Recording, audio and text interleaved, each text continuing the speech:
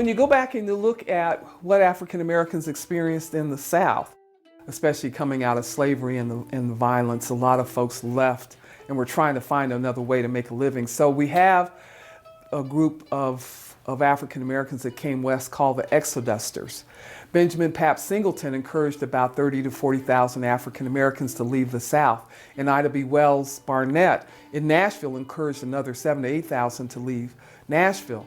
And these folks left. Some of them walked, some of them got on the Mississippi River to the Missouri River to Kansas.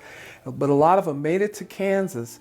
And we already had an underground railroad station called Quindaro, Kansas, but it was also a place to catch your breath. They scattered and created their own communities, including Nicodemus, Kansas, Mount Bayou, Mississippi, Boley, Oklahoma, Black Doom, New Mexico. Later on, we have Deerfield, Colorado, and there were more than 25 black settlements in Colorado. And when you look specifically at those 25 black settlements in Colorado, you can see that some of them were farming communities. Some of those communities were establishing themselves for mining. The black miners of Colorado, they were everywhere. There were miners up in Golden, Colorado, here in Denver, and Central City, Black Hawk, and throughout Gilpin County, because there was gold and people were out to seek out gold. We've got to look at mining and the movement west through several lenses. Not just one lens of the people that arrived, but also the lens of the people that were already here and the diversity of the people that arrived and their own experiences.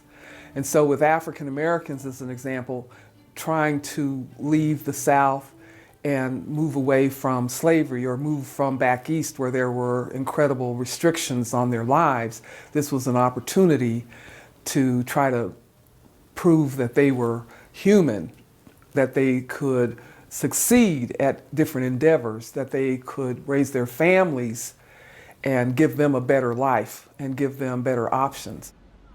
African Americans found people that were welcoming them to the spaces, but we have pictures of African Americans standing with other folks in different communities around the West. And then we have stories from African Americans of challenges that they experienced with other folks in the West. So it depends on where you were and who you were with and what kind of experience. And you might have 5 people standing in front of you and one of them is welcoming you. The next one is cautious about who you are. The third one doesn't want you there whatsoever. The fourth one might be putting a gun to your head saying, get out. And the fifth one is trying to convince the other ones, you've got to give them an opportunity. And you have Clara Brown, wasn't a miner, but she was up in Central City, and when the miners brought their clothes to her laundry business to have them cleaned, she would shake the gold dust out of their clothing and collect it, and that helped her get her life on track. So she became fairly comfortable. I don't know if the right term is wealthy, but she was certainly comfortable. There were Eastern United States families, such as the Rockefellers and others, that were out to capitalize on the mining opportunities that they had in this part of the country. But the collateral damage, unfortunately, was the lives of many of the miners and their health and well-being. There were black miners during the Ludlow Mine Massacre.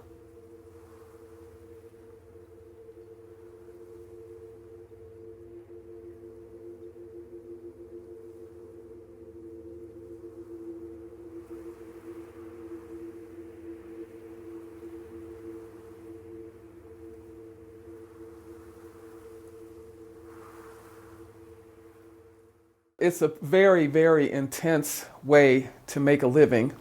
It's a scary way to make a living because you don't know what you're getting ready to encounter when you walk into the depths of a mountain.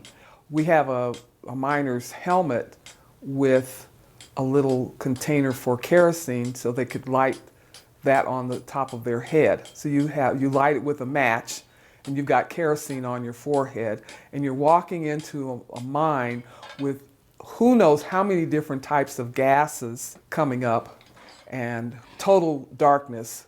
So trying to navigate your way through that and then trying to light it up enough to take out what you're in there to mine.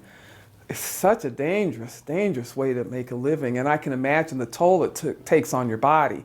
Just an incredible amount of pain and suffering, I think, that the miners went through living that life on a day-to-day basis.